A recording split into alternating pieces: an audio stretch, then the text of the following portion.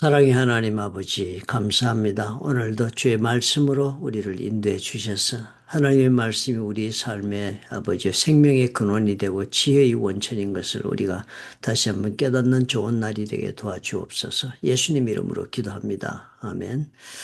11월 13일 사도행전 26장 1절부터 7절의 말씀입니다. 7절이니까 대단히 짧은 분량입니다. 오늘. 그러나 이 장면이 아그리파 왕 앞에서 유대인의 왕이죠. 아그리파 왕 앞에서 사도 바울이 자신의 어, 입장에서 말씀을 전하는 그런 모습을 봅니다.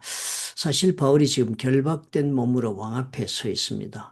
세상 사람의 눈으로 보면 바울은 실패자죠. 그리고 또 죄수입니다. 죄수의 신분으로 지금 서 있다. 그렇게 보여집니다.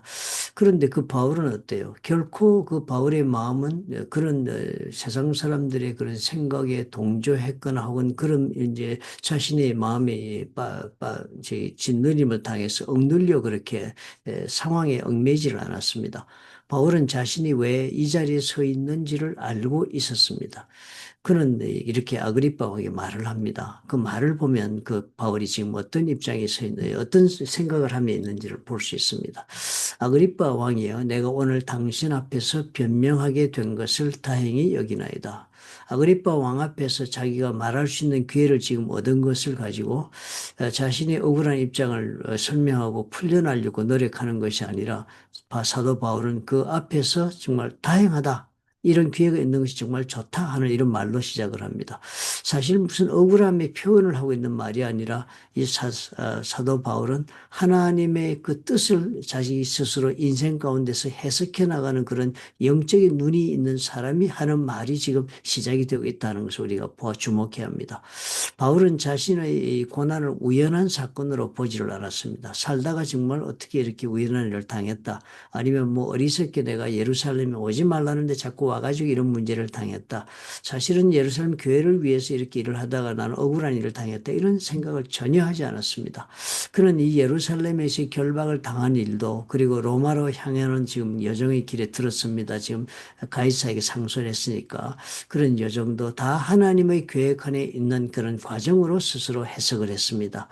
그는 내가 왜 이 길을 걷고 있는가, 내가 왜 이 길을 가야만 하는가를 알고 있었습니다. 그래서 사도 바울의 목적은 오직 하나였습니다. 예수 그리스도의 복음이 왕들과 이방인 앞에서도 전해지도록 하는 것이다 하는 그 사명을 사도 바울은 인생의 목적을 사명으로 알고 살고 있었습니다. 이것이 바울의 고난을 바라보는 해석의 관점이었습니다.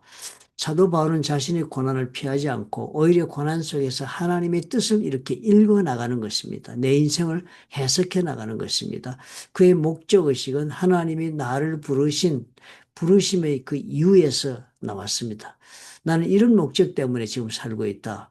나는 이런 목적으로 앞으로 살아야 한다. 그러니까 자신의 모든 고난의 문제를 자기가 가지고 있는 그 목적의식에 비교해서 해석해 나가는 그런 눈을 가지고 있었습니다. 대단히 중요한 그런 인생관을 가지고 있습니다.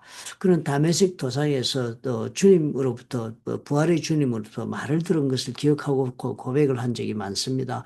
이제 일어나 네 발로 일어서라. 내가 너를 세운 것은 네가 나를 본 일과 장차 내가 네게 나타난 일을 증언하게 하리 함이라. 앞으로 사도 바울에게 예수님이 당부하시고 계획하신 일을 듣고서는 사도 바울이 이것을 자신의 인생의 목적으로 삼고 살기 시작한 것입니다.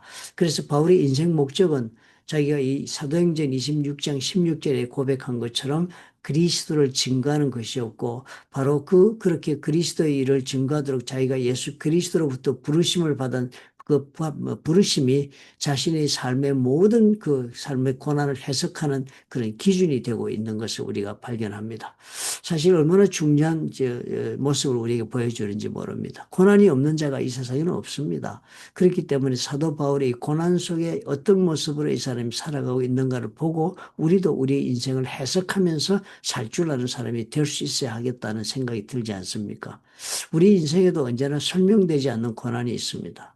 고난 없는 자가 누가 있겠습니까? 억울한 일이 있을 수도 있고요.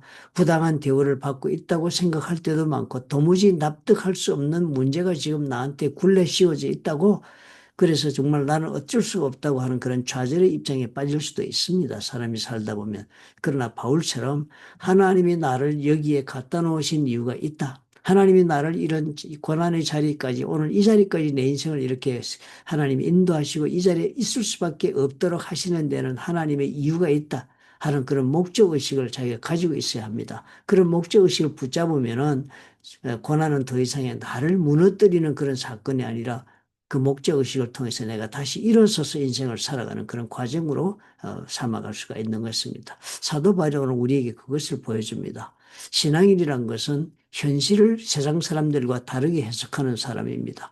우리는 세상 사람들과 다르게 살고 그래서 신앙이 달라서 세상 사람들이 당하지 않는 일을 우리는 당하고 세상 사람이 당하는 일 우리는 안 당하는 것을 생각하기 좋겠지만 그렇지 않습니다. 우리는 인간이기 때문에 공통적으로 겪을 수밖에 없는 문제를 당할 것이고 우리는 같은 세상 사람과 같은 환경과 같은 역사 속에 있기 때문에 우리가 같은 유의 문제를 우리가 인생에서 당할 수 있는 그런 강한 가능성을 가지고 있는 사람들입니다. 세상 사람이 당하는 우리도 당할 것이고 세상 사람이 당하는 고통을 다른 모습은 다를지를 우리는 당할 것입니다. 또 그러나 우리는 세상 사람이 그 고난을 보는 그런 눈과 우리가 보는 눈이 다른 것입니다. 왜요? 우리는 세상 사람과는 다른 목적의식을 가지고 있기 때문입니다. 그래서 세상은 고난을 언제나 실패로 봅니다. 그렇지만 믿음의 사람은 그것을 나에게 주어진 사명을 수행하는 과정에 있다고 봅니다. 세상은 결박을 당했으니까 사도 바울이 이렇게 되었으면 살아가는 인생에서 나는 패배하였다라고 해석을 하겠지만 바울은 그것을 자신의 목적을 이루는 복음의 그 기회 통로로 삼았습니다. 그렇게 해석을 했습니다. 그의 마음에는 그러니까 어떻게 해요? 자신의 그런 고통에 대한 것이 분노가 아니라 마음속에 자신이 하나님에 대한 감사를 잃지 않고 살아갈 수 있는 그런 사람이 됐습니다. 그러므로 사도 바울은 고난 가운데서도 절망하지 않고 소망의 목적을 가지고 다시 인생을 꾸준히 경영해 나가는 그런 사람의 모습을 우리에게 이렇게 보여주는 것입니다. 우리도 마찬가지입니다. 언제나 우리는 인생의 어려움 앞에서 하나님께서 내 삶을 통해 이루시려는 뜻이 있음을 우리가 믿는다면 그것을 믿는다.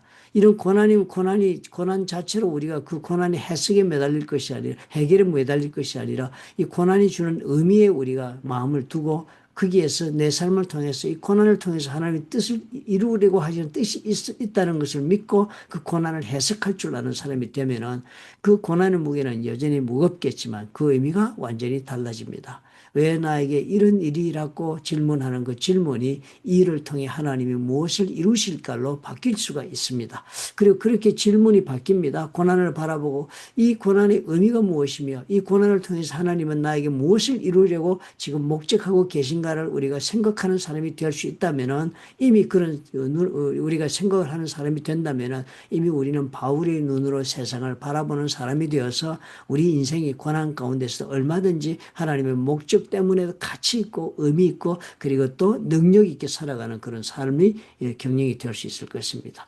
기도하십시다. 주님, 우리의 인생에 이해할 수 없는 일들이 일어날 때 그 속에서도 주의 뜻을 해석할 수 있는 눈을 주옵소서. 바울처럼 목적의식을 잃지 않고 고난 속에서도 복음의 길을 붙잡고 걸어가기를 간절히 원합니다.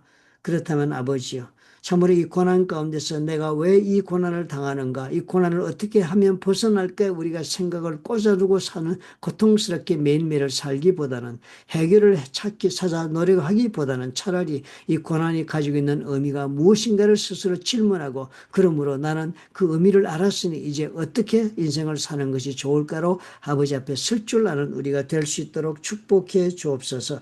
주님이 부르신 자리에서 우리가 흔들리지 않을 수 있도록 도와주옵소서. 오늘 비록 고난 가운데 있더라도 이 자리가 주님 보내신 자리고 주님이 나에게 허락한 자리라는 것을 알고 감사와 소망으로 일어서는 믿음의 사람이 될 수 있도록 도와주옵소서. 예수님의 이름으로 기도합나이다. 아멘. 우리가 옛날에 성경 말씀을 공부하고 또 설교할 때 그런 말씀 많이 나누었습니다. 고난을 우리가 당할 때는 이 고난을 해결하려고 하나님에게 매달리기보다는 이 고난 가운데서 하나님이 나에게 정말 깨닫기를 원하시는 것이 무엇일까? 이 고난이 가지고 있는 의미가 무엇일까? 내 인생에서 이 고난은 어떤 의미를 가지고 지금 나에게 다가와 있는가라고 생각할 줄 아는 사람이 되면은 하나님 앞에서 그 고난은 반드시 하나님의 방법으로 진행되고 해결되는 그런 놀라운 은혜를 입는다. 라고 우리가 많이 공부했습니다. 사실 오늘 그 말씀의 반복이다 생각이 듭니다. 그런 말씀을 가지고 깊이 자신의 오늘의 삶의 문제 가운데서 침몰하기보다는 일어설 줄 아는 그런 길을 찾는 우리 성도들이 되었으면 너무나도 복된 삶이 되겠습니다.